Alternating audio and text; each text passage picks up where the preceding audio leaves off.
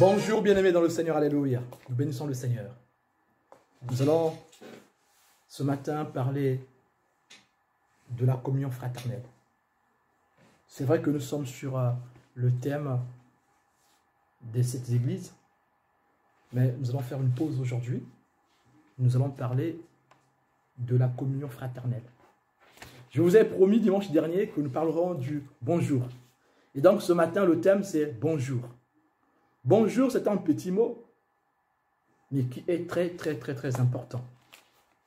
Bien-aimé, le bonjour peut ouvrir les portes. Bonjour peut ouvrir les portes de la réussite. Mais le manque de bonjour peut aussi entraîner même à la mort. Bien-aimé, c'est très important, nous allons voir cela.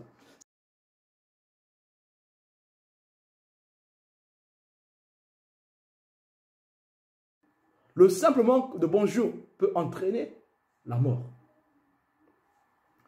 Nous parlons ici du vrai bonjour. Le bonjour qui est accompagné d'un sourire. Pas un bonjour hypocrite. Comme nous le voyons aujourd'hui dans les sociétés, dans notre société. Les gens disent bonjour parce qu'ils sont obligés. Pour s'intégrer, le savoir-vivre ensemble. Quand tu vas dans un supermarché, on te dit bonjour, mais avec un sourire fabriqué. Tout de suite, tu peux le lire, ce sourire qui est fabriqué. Quelqu'un fait semblant d'ouvrir sa bouche et montrer ses dents. Alors, c'est le bonjour. Bien-aimé, ce matin, nous parlons du vrai bonjour. Le bonjour que nous enseignent les Écritures. Le bonjour qu'a enseigné l'apôtre Paul. Bien-aimé, s'il y a un apôtre qui a tant parlé du bonjour, c'est l'apôtre Paul. Il a recommandé tout le temps à l'église de saluer, salut, salem, salam, shalom, salut, buongiorno, salute. Il a enseigné cela à l'église. Bien-aimé, si vous comptez le nombre de fois que Paul dit salut, vous serez étonné, bien-aimé. Si vous comptez le nombre de fois que Paul recommande à l'église de se saluer et de saluer les autres, ça va vous étonner. Bonjour. Mais bien aimé, c'est une chose qui a disparu dans l'église aujourd'hui. On ne dit plus bonjour. On dit bonjour à ceux qu'on connaît. On dit bonjour aux personnes qui ont une affinité avec nous, même dans l'église. Les autres, on les salue de loin. Bonjour.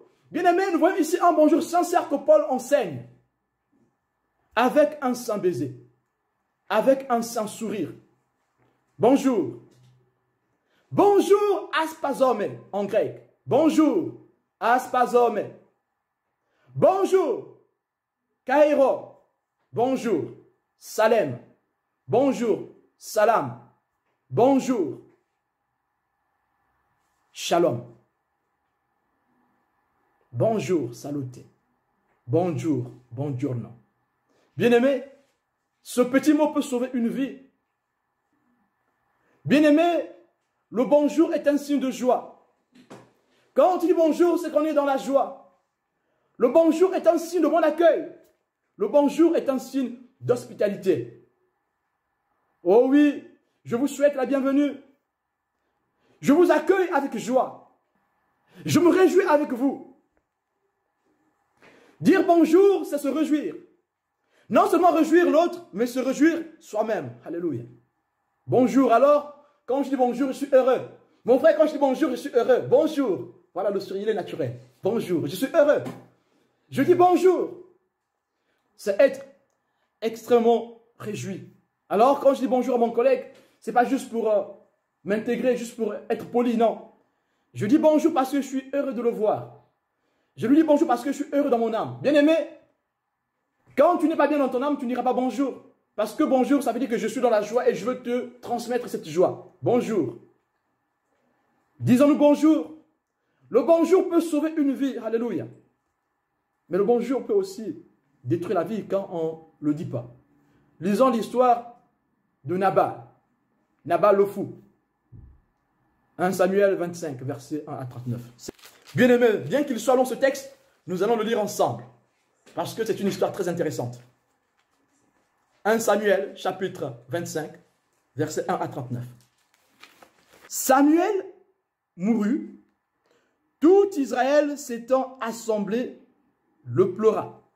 Et on l'enterra dans sa demeure à Rama. Ce fut alors que David se leva et descendit au désert de Paran. Il y avait à Maon un homme fort riche, possédant des biens à Carmel pour la tente de ses brebis. Le nom de cet homme était Nabal. Nabal qui veut dire fou. Et sa femme s'appelait Abigail. C'était une femme de bon sens et belle de figure. Mais l'homme était dur et méchant dans ses actions. Il descendait de Calais. David apprit au désert que Nabal tondait ses brebis. Il envoya vers lui 10 jeunes gens, auxquels il dit: montez à Carmel et allez auprès de Nabal. Vous le saluerez en mon nom. Je répète, vous le saluerez en mon nom. Vous lui direz paix en mon nom. Vous lui direz Salem en mon nom. Vous lui direz Shalom en mon nom. Et vous lui parlerez ainsi: pour la vie, sois en paix. Donc Shalom. Et que la paix soit avec ta maison et tout ce qui t'appartient. Et maintenant, j'ai appris que tu as les tondeurs. Or, les bergers ont été avec nous. Nous ne leur avons fait aucun outrage. Et rien ne leur a été enlevé pendant tout le temps qu'ils ont été à Carmel. Demande-le à tes serviteurs et ils te le diront. Que ces jeunes gens trouvent donc grâce à tes yeux, puisque nous venons dans un jour de joie, nous venons dans un jour de bonjour, nous venons dans un jour de paix, nous venons dans un jour de shalom, nous venons dans un jour de aspazome, nous venons dans un jour de kéro. Donne donc, je te prie, à tes serviteurs et à ton fils David ce qui se trouvera sous ta main. Lorsque les gens de David furent arrivés, ils répétèrent à Nabal toutes ces paroles au nom de David, puis ils se turent. Nabal répondit aux serviteurs de David: qui est David? Et qui est le fils d'Isaïe? Il y a aujourd'hui beaucoup de serviteurs qui s'échappent d'auprès de leur maître. Et je prendrai mon pain, mon eau et mon bétail que j'ai tué pour mes tondeurs, et je les donnerai à des gens qui sont je ne sais d'où. Le mépris, bien-aimé, le mépris. Le refus du bonjour. Les gens de David rebroussèrent chemin, ils s'en retournèrent et redirent à leur arrivée toutes ces paroles à David. Alors David dit à ces gens: que chacun de vous saigne son épée. Et ils ceignirent chacun leur épée. David aussi ceignit son épée. Et environ 400 hommes montèrent à sa suite. Il en resta 200 près des bagages. Un des serviteurs de Nabal vint dire à Abigail, femme de Nabal: voici David a envoyé du désert des messagers pour saluer notre maître. Bien-aimé, voici David a envoyé à notre maître ces hommes pour saluer notre maître, pour dire bonjour, pour dire paix, qui les a rudoyés. Et pourtant, ces gens ont été très bons pour nous.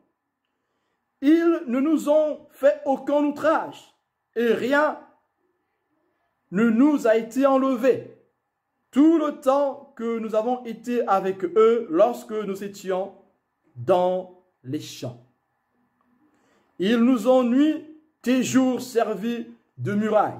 Tout le temps que nous avons été avec eux, faisant paître les troupeaux. Sache maintenant et vois ce que tu as à faire, car la perte de notre maître et de toute sa maison est résolue.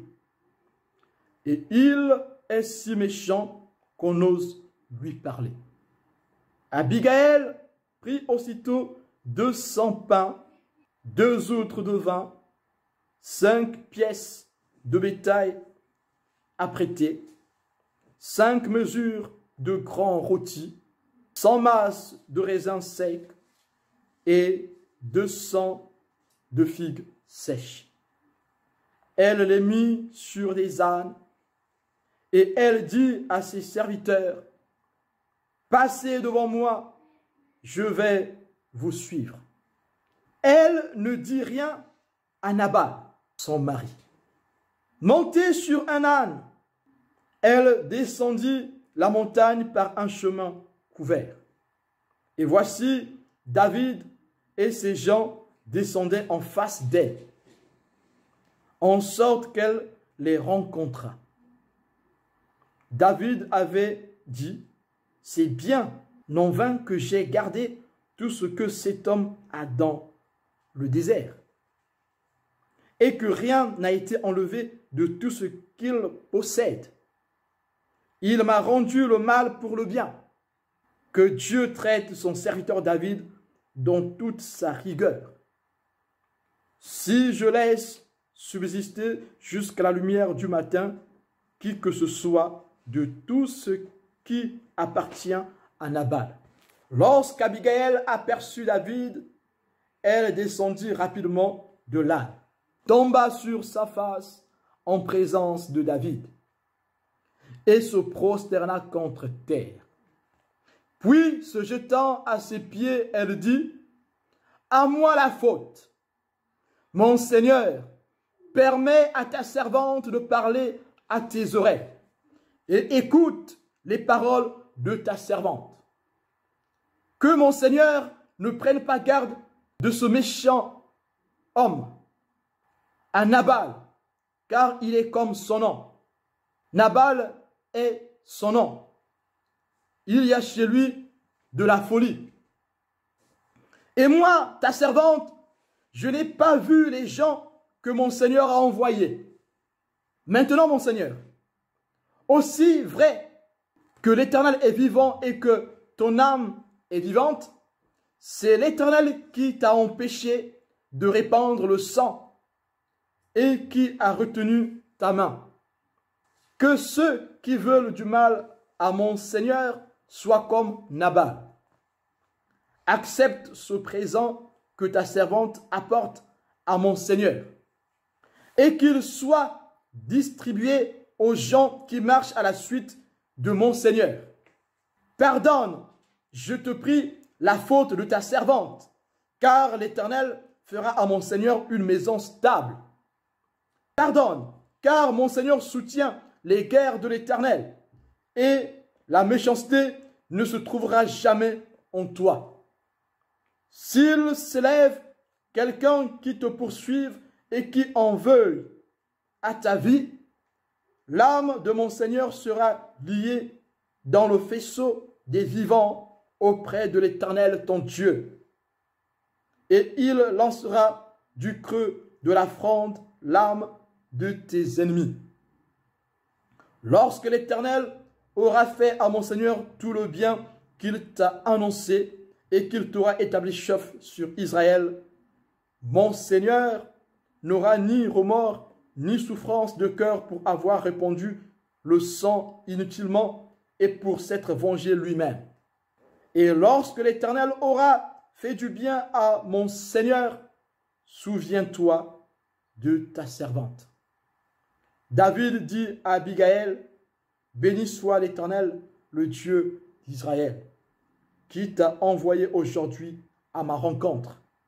Béni soit ton bon sens. » Ce qui veut dire, je salue ton bon sens.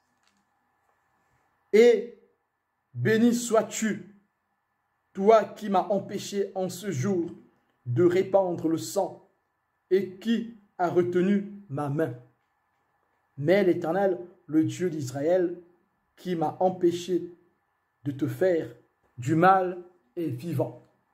Si tu ne t'étais hâté de venir au-devant de moi, il ne serait resté qui que ce soit à Nabal, d'ici à la lumière du matin. Et David prit de la main d'Abigaël ce qu'elle lui avait apporté et lui dit, « Monte en paix dans ta maison, vois, j'ai écouté ta voix et je t'ai favorablement accueilli. » Abigaël arriva auprès de Nabal et voici, il faisait dans sa maison un festin comme un festin de roi. Il avait le cœur joyeux et il était complètement dans l'ivresse. Elle ne lui dit aucune chose, petite ou grande, jusqu'à la lumière du matin. Mais le matin, l'ivresse de Nabal s'étant dissipée, sa femme lui raconta ce qui s'était passé. Le cœur de Nabal reçut un coup mortel et devint comme une pierre. Environ 10 jours après, l'Éternel frappa Nabal et il mourut. David apprit que Nabal était mort et il dit, « Béni soit l'Éternel qui a défendu ma cause dans l'outrage que m'a fait Nabal et qui a empêché son serviteur de faire le mal. L'Éternel a fait retomber la méchanceté de Nabal sur sa tête. » David envoya proposer à Abigaël de devenir sa femme. Amen. L'histoire de Nabal le fou. Nabal qui veut dire fou. Abigaël ici qui veut dire femme de bonne foi, femme paisible, femme de bon sens. Le nom que nous portons peut avoir de l'influence sur nous. Nabal s'est toujours comporté comme un fou. Ici, nous voyons aussi l'importance du conseil. Nous, les enfants de Dieu, nous devons accepter le conseil qu'on nous donne. Peu importe notre niveau spirituel. Tout conseil qui est conforme à la parole de Dieu est bon à prendre. Nous devons l'accepter en la comparant à la parole de Dieu. Bien-aimé, si le conseil va dans le sens de la parole de Dieu, accepte-le. Ici, David, le grand David qui a tué Goliath, va se plier au conseil de cette femme. Et son âme a été épargnée de la vengeance, de la méchanceté. Car Dieu, l'Éternel, est la vengeance. Car il dit à lui seul la vengeance. Alors celui qui se fait vengeance lui-même ne peut recevoir la grâce de Dieu. Vous avez tous lu le conseil que donne cette femme. Vous avez tous lu dans ces versets la sagesse que sort cette femme qui a le bon sens. Elle dit, ta royauté ne sera pas entachée du sang inutile, du sang, de la vengeance. Bien-aimé, là n'est pas la question. Ce matin, nous voulons parler du bonjour. Quand nous lisons cette histoire, bien-aimé, 3 choses ressortent. Bonjour, pardon, merci. Bonjour, pardon, merci. Ces 3 choses peuvent changer nos vies, bien-aimés. Le bonjour peut changer ta vie. Le pardon peut changer ta vie. Le merci peut changer ta vie. Le bonjour va t'ouvrir des portes. Même les portes qui étaient fermées. Combien de fois on n'a pas entendu des histoires où la personne passait avec un sourire, un bonjour, le monsieur s'arrête et la discussion commence et une porte s'ouvre. Il y avait un monsieur, c'est une histoire qui s'est passée chez nous. Ce monsieur était fort riche. Alors ce jour-là, le monsieur était devant sa voiture, mais il avait l'air triste. Voilà, il y avait un passant, un monsieur qui passait, tout débraillé. Il vit le monsieur fort riche et lui dit bonjour. Bonjour monsieur, vous avez besoin de quelque chose? Est-ce que ça va? Avec un sourire. Et ce monsieur qui était fort riche, lui exposa son problème. Et le jeune homme lui dit, mais ce n'est pas un problème, je peux vous aider. Alors, il prit le riche et le conduisit jusqu'à chez lui, car sa voiture était crevée. Ne sachant pas que c'est un riche, alors le monsieur est rentré, il a pris les coordonnées, le nom, le téléphone. Un jour, ce jeune homme reçoit un coup de fil d'un grand patron. Et là, ils sont vus dans un grand hôtel. Depuis ce jour-là, ce jeune homme qui était un simple taximan est devenu un grand employé dans une grande entreprise de la place. Qu'est-ce qui a fait que sa vie change? C'est le bonjour, avec un sourire. Bien-aimés, ici nous parlons d'une histoire qui se passe dans le monde. Mais l'histoire de Nabal est une histoire qui se passe entre enfants de Dieu. Nabal est un enfant de Dieu. Abigail est une enfant de Dieu. David est un enfant de Dieu. David envoie le bonjour à Nabal. Mais Nabal, dans sa folie, refuse le bonjour de David.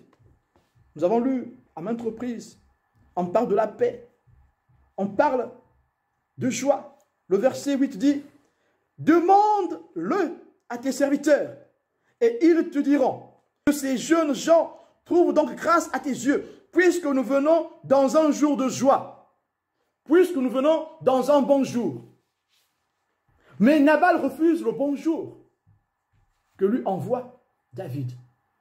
Nabal méprise le bonjour de David. Et nous avons la conséquence, bien-aimés. Bien-aimés, le manque de bonjour peut détruire des vies. Ici, le manque de bonjour de Nabal l'a conduit à la mort, au désastre. Bien-aimé, disons bonjour. Dis bonjour à ton bien-aimé. Nabal méprise le bonjour de David parce que David n'est pas comme lui, parce qu'ils ne se connaissent pas. Il le méprise, il est riche, il est fort riche. Et le manque de bonjour conduit Nabal à la mort. Bien-aimé, bonjour, pardon, merci. Bonjour, excuse-toi et dis merci. Bien-aimé, qu'est-ce qui va sauver Nabal et toute sa famille? David, après ce refus du bonjour de la part de Nabal, David a décidé de décimer tout ce qui appartient à Nabal. Mais qu'est-ce qui va sauver les biens de Nabal? C'est le pardon. Le pardon, bien-aimé, peut sauver des vies. En disant pardon, bien-aimé, tu peux t'échapper d'un malheur. Bien-aimé, dire pardon ne veut pas simplement dire pardonne-moi. Pardon veut aussi dire ne pas suivre le méchant dans sa méchanceté. C'est aussi un esprit de pardon. Souvent, nous pensons que dire pardon, c'est pardonne-moi. Non, non.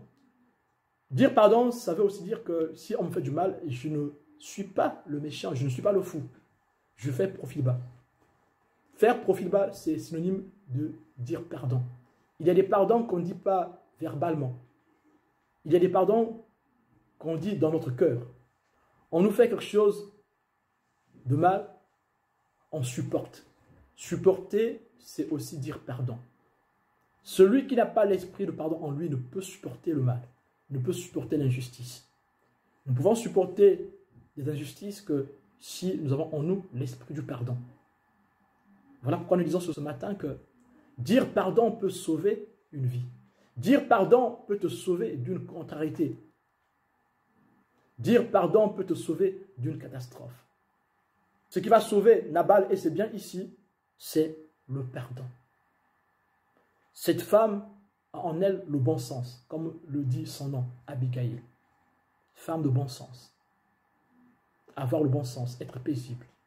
Cette femme a en le pardon. Elle se résout de demander pardon. Parce que elle sait accepter le bonjour. Elle le dit plus bas à David, quand tes gens sont arrivés chez moi, je n'ai pas reçu la paix que tu as envoyée. Je n'ai pas reçu le salut que tu as envoyé parce que j'étais absente. Mais maintenant, je suis présente, je reçois ce salut. Je reçois cette paix. Celui qui sait dire bonjour saura aussi dire pardon et il saura dire merci. C'est le pardon qui va sauver la famille de Nabal. Nous avons aussi l'esprit du pardon dans les serviteurs de Nabal. Ces serviteurs ont un esprit de pardon. Ce sont eux qui rapportent à Abigail ce qui se passe. Le bonjour refusé par le méchant Nabal, le fou Nabal. Bien aimé, vous voyez l'importance d'avoir des bons conseillers. Une parenthèse. L'importance d'avoir des bons conseillers. Le conseil qui vient de l'Éternel. La Bible dit que Dieu est notre conseil. L'Éternel est notre conseil. Abigail va réparer cette faute parce que elle a écouté le conseil des serviteurs du fou Nabal. Le pardon peut sauver des vies. Et dans l'esprit du pardon qu'a Abigail, une sagesse profonde va sortir de sa bouche, jusqu'à dépeindre à David sa royauté. Verset 30. Lorsque l'Éternel aura fait à mon Seigneur tout le bien qu'il t'a annoncé et qu'il t'aura établi chef sur Israël, mon Seigneur n'aura ni remords, ni souffrance de cœur pour avoir répandu le sang inutilement et pour s'être vengé lui-même. Bien-aimé, elle a compris le conseil. Elle a accepté le salut de David. Elle a demandé pardon. À maintes reprises, elle demande pardon. Pas qu'une seule fois. Verset 28. Pardonne, je te prie, la faute de ta servante, car l'Éternel fera à mon Seigneur une maison stable. Ce pardon ici vient d'un cœur sincère. Car Abigail croit en ce que Dieu a fait de David. Le pardon restaure des vies bien-aimées. Et vous allez voir plus tard que le pardon d'Abigail a fait d'elle l'épouse, la femme de David. Et lorsque l'Éternel aura fait du bien à mon serviteur, souviens-toi de ta servante. Et nous avons, au verset 39, David apprit que Nabal était mort et il dit, béni soit l'Éternel qui a défendu ma cause dans l'outrage que m'a fait Nabal et qui a empêché son serviteur de faire le mal. L'Éternel a fait retourner la méchanceté de Nabal sur sa tête. David envoya proposer à Abigail de devenir sa femme. Abigail devint la femme de David. Pourquoi? C'est parce que elle avait l'esprit du pardon. Elle n'est pas restée seule. Déjà qu'elle était malheureuse dans son mariage. Cette femme a confessé à maintes reprises que Nabal était fou. Alors, je ne vois pas comment une femme peut être heureuse avec un mari fou. Cette femme vivra le bonheur avec David. Pourquoi? C'est parce que c'est une femme de bon sens. Pourquoi? C'est parce que cette femme a un esprit du pardon. Mais il a manqué à Nabal le merci. Bien-aimé, le merci est une chose qui est très importante. Dire merci, la reconnaissance. Alors quand je dis merci, je ne m'arrête pas juste à dire merci. Je parle du merci qui vient de notre âme, du fond du cœur. Le merci qui veut dire la reconnaissance. Bien-aimé, si nous sommes reconnaissants, les portes s'ouvriront. Merci fera qu'on t'ouvre prochainement des portes. Si tu dis merci à ton prochain aujourd'hui, il aura l'envie de t'ouvrir d'autres portes. Celui qui ne dit pas merci se verra fermer toutes ses portes. Tu as dit bonjour, alléluia, une porte a été ouverte, mais tu as besoin d'avoir une autre porte ouverte prochainement. Alors, si nous disons merci, nous donnons aux autres la possibilité de nous ouvrir d'autres portes. Merci ouvre des portes. Mais le manque de merci peut fermer même les portes qui sont déjà ouvertes. Alors, sachons dire merci. Nabal ici est mort à cause du manque de merci. Alors, envers qui Nabal n'a pas été reconnaissant? Ce n'est pas envers David. C'est d'abord envers Dieu que Nabal n'a pas été reconnaissant. Bien aimé, toutefois que nous ne sommes pas reconnaissants envers les hommes, c'est d'abord envers Dieu que nous ne sommes pas reconnaissants. Soyons reconnaissants. Le salut veut dire la reconnaissance. Quand tu dis salut, tu reconnais l'autre. Tu l'estimes. Estimer, c'est reconnaître. Nous avons les textes qui le disent. Le salut exprime la reconnaissance. Matthieu 23, verset 7. Ils aiment à être salués dans les places publiques et à être appelés par les hommes rabbi, rabbi. Ils aiment à être salués. Si tu n'es pas connu, on ne te salue pas. Dites-moi, bien-aimé, les stars, qu'est-ce qui se passe quand on voit une star? On dit bonjour, n'est-ce pas? Est-ce que moi, on me dit bonjour quand je passe? Non, on ne me dit pas bonjour parce qu'on me connaît. On dit bonjour à la star parce qu'on la connaît. Alors, c'est une reconnaissance qu'elle reçoit. Saluer exprime la reconnaissance. Quand tu dis salut, tu reconnais que c'est une personne qui a besoin aussi de joie comme toi. Et tu veux lui transmettre cette joie que tu as. Bonjour. Bien-aimé, il y a un auteur prolifique qui dit « Sois toujours le premier à dire bonjour ». Soyons toujours les premiers à dire bonjour, bien-aimé. Le bonjour sauve des vies. Le bonjour est une reconnaissance. Salut. Bonjour égale souhaiter le bonjour. Bonjour égale constater que c'est une bonne journée, que je te souhaite, que je veux pour toi, que tu le veuilles ou non. Bonjour, c'est aussi dire qu'on sera bon ce jour.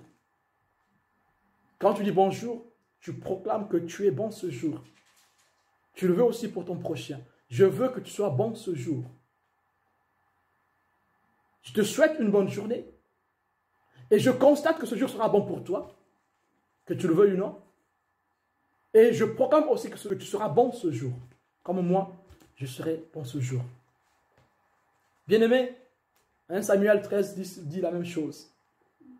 Comme il achevait d'offrir l'holocauste, Samuel arriva et Saül sortit au-devant de lui pour le saluer.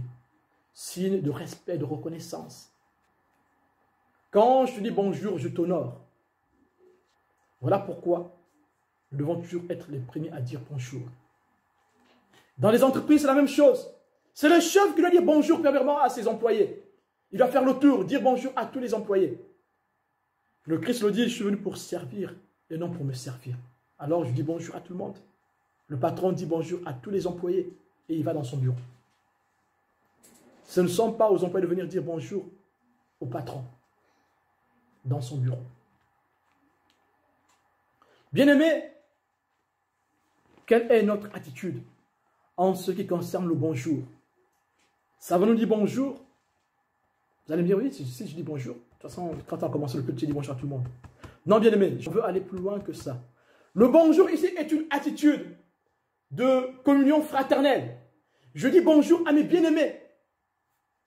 Bien-aimés, si vous allez dans Romains chapitre 16, c'est rempli de bonjour, de salut. Paul salue tout le monde. Toutes les personnes importantes qui l'ont aidé, toutes les personnes qui sont dans l'église sont saluées. Bonjour exprime la reconnaissance. Aspasome. Matthieu 5, 47 dit, « Et si vous saluez seulement vos frères, que faites-vous d'extraordinaire ?» Voilà, vous allez me dire, on a dit bonjour. Non, ce n'est pas ça le bonjour. Et si vous saluez seulement vos frères, que faites-vous d'extraordinaire? Les païens aussi n'agissent-ils pas de même? Alors, bien-aimé, est-ce que tu dis bonjour à tes bien-aimés dans l'assemblée, dans l'église, parlons de 3CR, est-ce que tu dis bonjour? Là, on est plus dans les choses théologiques. Est-ce que tu dis bonjour? Pas besoin d'être théologien pour dire bonjour à quelqu'un. Quand on va dans la Bible, Paul dit bonjour tout le temps. Bonjour, salut, salut, salut. Alors ici, bonjour, c'est pas quand on se voit qu'on se dit bonjour. Dire bonjour exprime la communion que tu as avec ton prochain. Est-ce que tu es en communion avec ton prochain? C'est ça dire bonjour. Est-ce que tu appelles ton frère pour prendre des nouvelles? C'est ça le bonjour. Parce que vous me disiez, mais on dit toujours bonjour quand on se voit. On se dit bonjour, on se connaît. On se dit bonjour. Non. Ici, dire bonjour, c'est appeler l'autre, prendre de ses nouvelles. Paul a eu ce souci. Paul appelait les autres. Non, il n'y avait pas le téléphone en ce temps-là. Mais il envoyait des lettres. Bien aimé, aujourd'hui, c'est le téléphone qu'on a. Plus besoin d'écrire une lettre pour envoyer à ton frère. Tu l'appelles. Est-ce que tu appelles ton frère, ta soeur pour dire salut? Shalom. Salem. Salam. Buongiorno. Salute. Est-ce que tu le fais? Est-ce que tu prends du temps? Mais non, tu vas me dire, mais si je le fais, j'appelle un tel, tu vas commencer à compter. Non, non. Mais les gens que tu appelles sont des gens qui ont une affinité avec toi dans l'église. Ça, c'est plus un bonjour. Même les païens le font. Vous voyez? Même les païens saluent les gens qu'ils aiment. Je dis oui, mais je prends les nouvelles de Fabrice. Mais oui, peut-être parce que tu as beaucoup plus d'affinité avec Fabrice. Mais X, est-ce que tu l'appelles? Bien-aimé, Dieu te posera cette question un jour. Oh, maintenant, je prends les nouvelles par Fabrice. Non, non, non, mais Fabrice, ce n'est pas toi. Oh non, quand je veux prendre des nouvelles, je prends les nouvelles par Fabrice. Si dans ta tête, tu t'abuses, de toi-même, tu te dis, bon, en demandant comment va David à Fabrice, donc j'ai été dans la commune avec David. Bien aimé, c'est faux, tu n'es pas dans la commune avec David. Pour être dans la commune avec David, il faut l'appeler toi-même. Lui dire bonjour. Bien aimé, ton bonjour peut changer la journée de David. Bien aimé, le bonjour que tu envoies à Nathan peut changer la vie de Nathan. Le bonjour que tu envoies à Nathan aujourd'hui peut changer la journée de Nathan.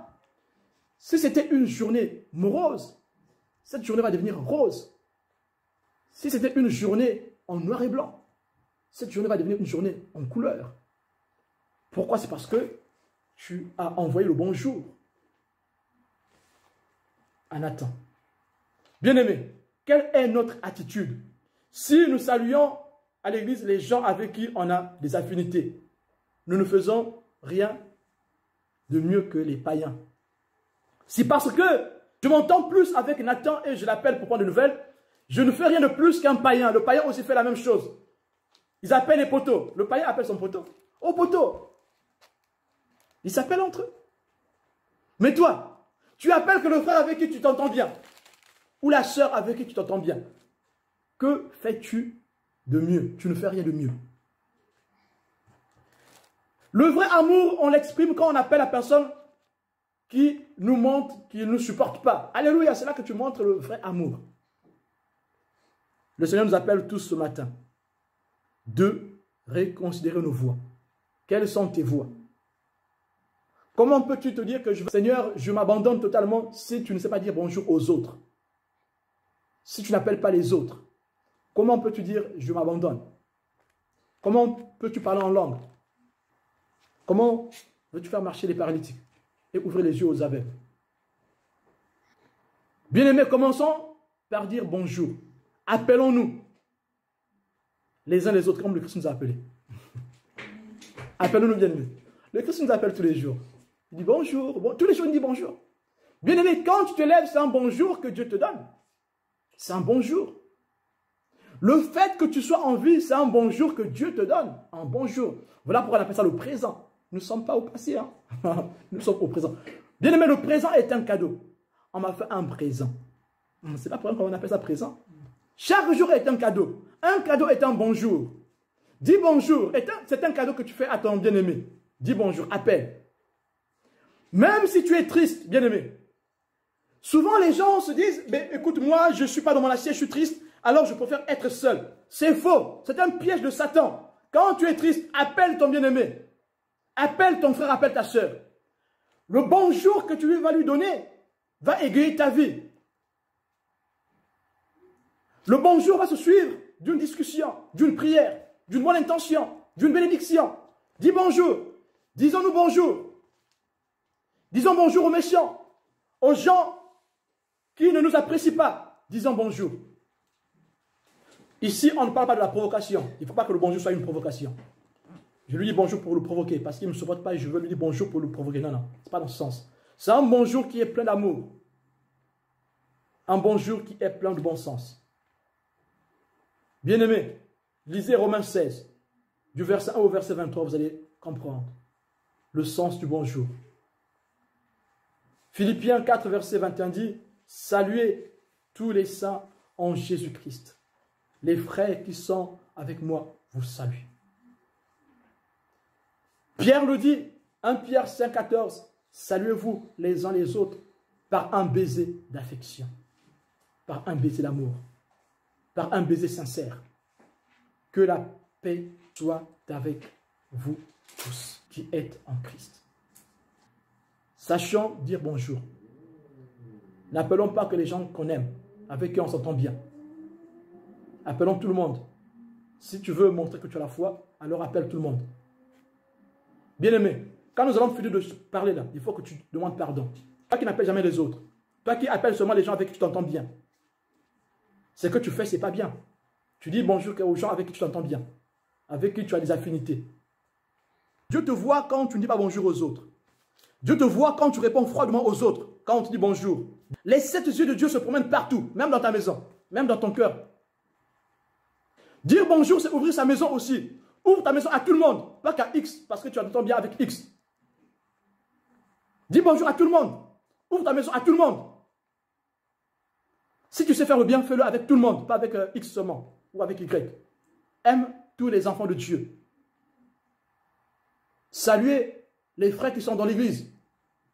Les frères qui sont avec moi vous saluent. Saluez-vous les uns les autres par un baiser d'affection. Que la paix soit avec vous tous qui êtes en Christ. Envoie la paix à tous les enfants de Dieu.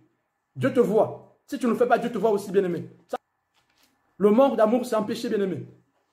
Le manque de bonjour, c'est un péché. Tu ne sais pas dire bonjour, c'est parce que tu ne sais pas dire pardon.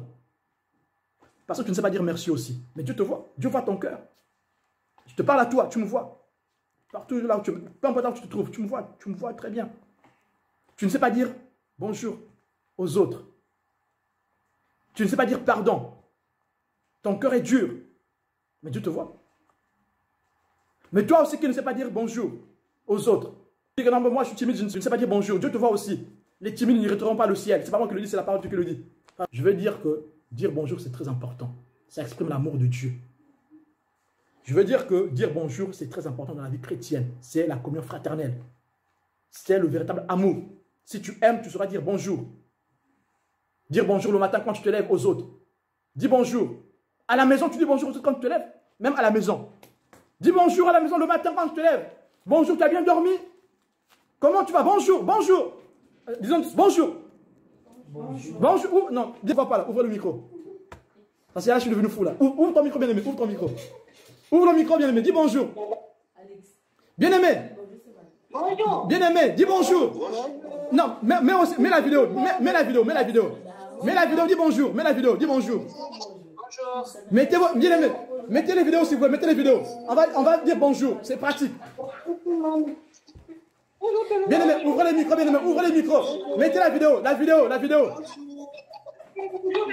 J'attends les vidéos, bien-aimé, j'attends. On met les vidéos, mettez les vidéos, bien-aimé, mettez les vidéos. On veut vous voir. Bonjour, dis bonjour, ouvre le micro. Mets la vidéo, bonjour.